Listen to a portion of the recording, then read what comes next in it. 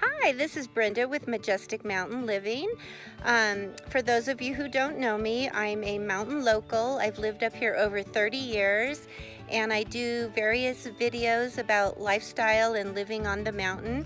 And today I'm going to start a bit of a garden series and kind of walk through everything I go through. Today's process is pretty much going to be just showing you some of the soil and how I'm going to prepare soil.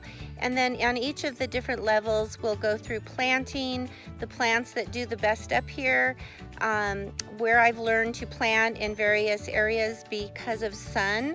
Obviously, different vegetables and different plants require different amount of sun or no sun. So follow me along and let's get started.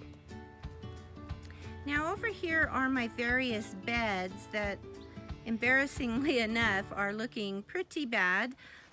What I did just the other day is I took my compost that I worked through the whole winter season and keep it turned, and I did put some in a couple of these beds.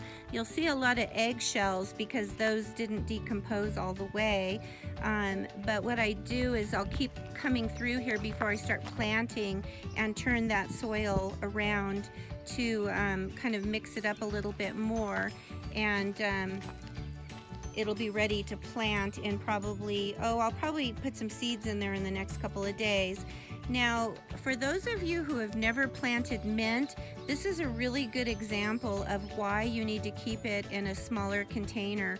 I think years ago I had just a small mint plant, and now look at, it has overtaken this bed, and I actually like to plant tomatoes in here. So what I'm gonna have to do is get most of this mint out, although it will still have its roots. So on the sides here, I don't mind it taking over on these spaces, but the whole bed is going to be full of mint in the next week, if not days. This poor little bed here I've used for my lettuce, and I need to add a little more dirt, it looks like. That's something you always have to consider. But look at it, some of the lettuce seeds must have fallen from the plant because I have some lettuce coming up and I haven't even planted in here yet. So what you see in there is actually from last year. Same with over here. These are some beet plants that I had left over from the fall, and I haven't even looked to see what, if there is even a beet in there worth, the greens would be great for juicing. And then this is parsley that came back. So that did really well through the winter.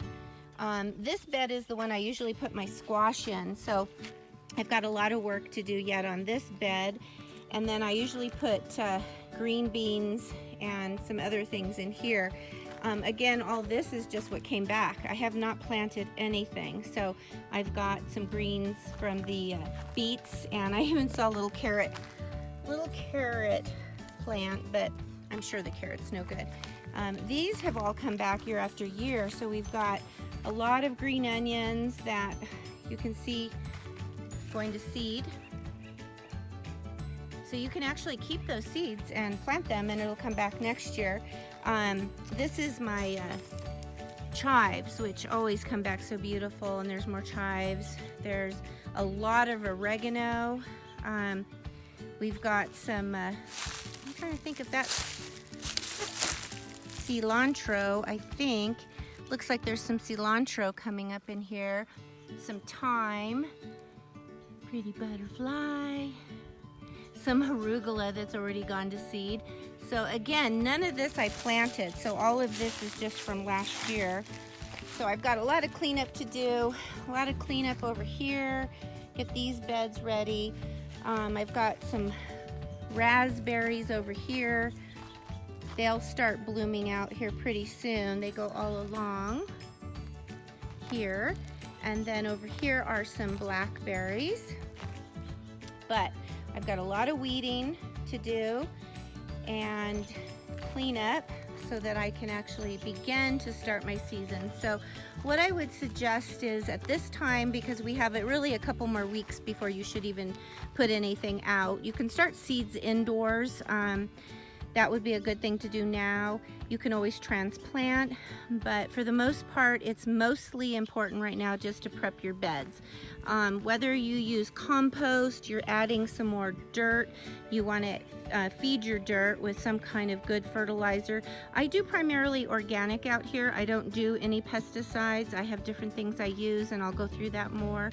But for the most part, now is the time just to prep your beds, get everything ready. My water's been turned on in my sprinklers, so the water is getting some good moisture, and then I can go ahead and weed it and take care of any feeding. And then over here, this is, again, it's a mess. But this is what I wanted to show you, the real thing. This is how the season begins, you know. This is actually sweet peas that just, I never planted them. I don't know how they came here, but I surrounded them in just a little log bed, and they were gorgeous last year. So it's funny how things sometimes just pop up and you don't know where they came from. This was my flower bed, and it will be my flower bed again for my cut flowers. But again, these are just everything that came back from last year. So we've got the snapdragons. Snapdragons will come back. And I don't remember what else this is. I don't know, but they're actually pretty. So I'll have little random things pop up that I planted. These are some rose bushes. Rose bushes do really well. I didn't cut these back as far as probably I should have, but I do already see some buds. There's a bud right there. This is a red rose. These are more blackberries that I don't usually get very good berries from. I don't know, because it was so dry maybe. So maybe this year will be better with the moisture that we get.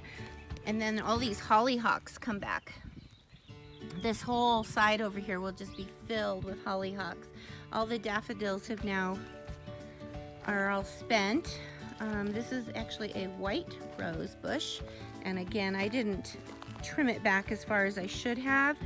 Oh, and look here's your friend right here. You want to see, hope I can get it. Where are you, little fella? There's a ladybug in there somewhere. Ladybugs are your best friend on your roses. There's a few buds gonna happen. But this is looking really healthy. The ladybugs will eat the aphids, which aphids are just terrible with roses, so you want to hope to have ladybugs. And then this is another white rose, so they're very large. I usually trim them back better than that, but I didn't.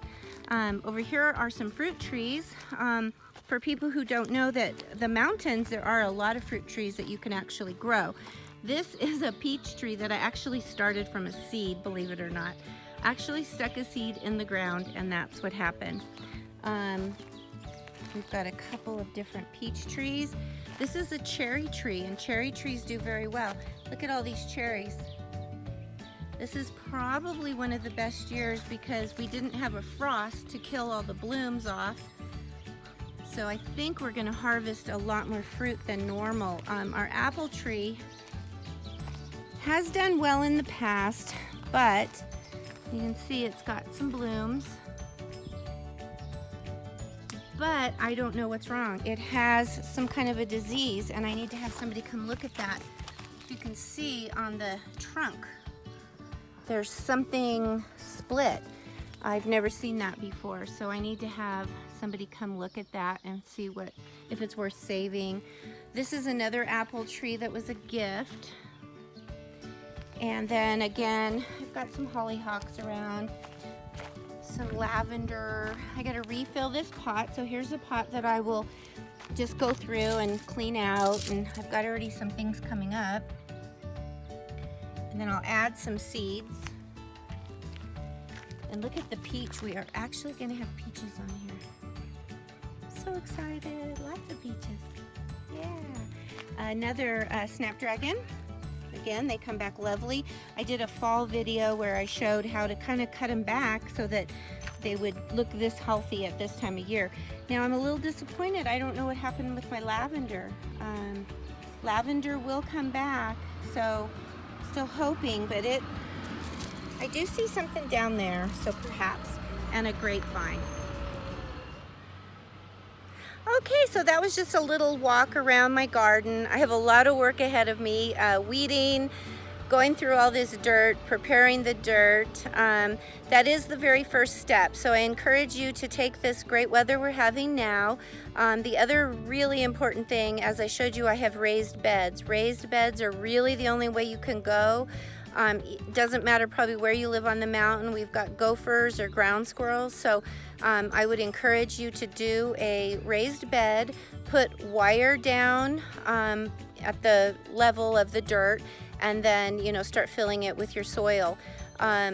Depending on, you know, how high you want them depends on, you know, what you want to do, but you have to have something in the bottom so that those critters can't get up there and get your plants. I've been very lucky. I've been gardening out in this particular area for probably going on 6 seasons, and knock on wood, I haven't had any problems, but we are just now actually starting to see the gray squirrel back in our community, so I hope those little fellas aren't going to cause me any problems. So stay tuned. I will do probably weekly or maybe more often, just as I'm out here working in the garden.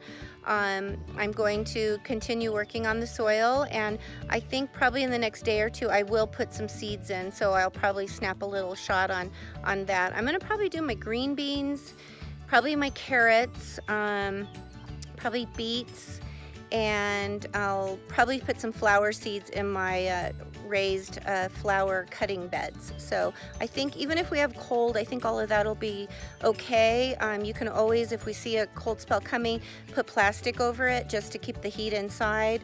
I wouldn't probably put my tomatoes out yet, or peppers. And squash, if I'm going to do squash by plant, because you just have a chance of losing them. So you can start them inside, which is always good. It saves you a little bit of money as opposed to buying the plants. So I look forward to seeing you guys soon, and have a great summer.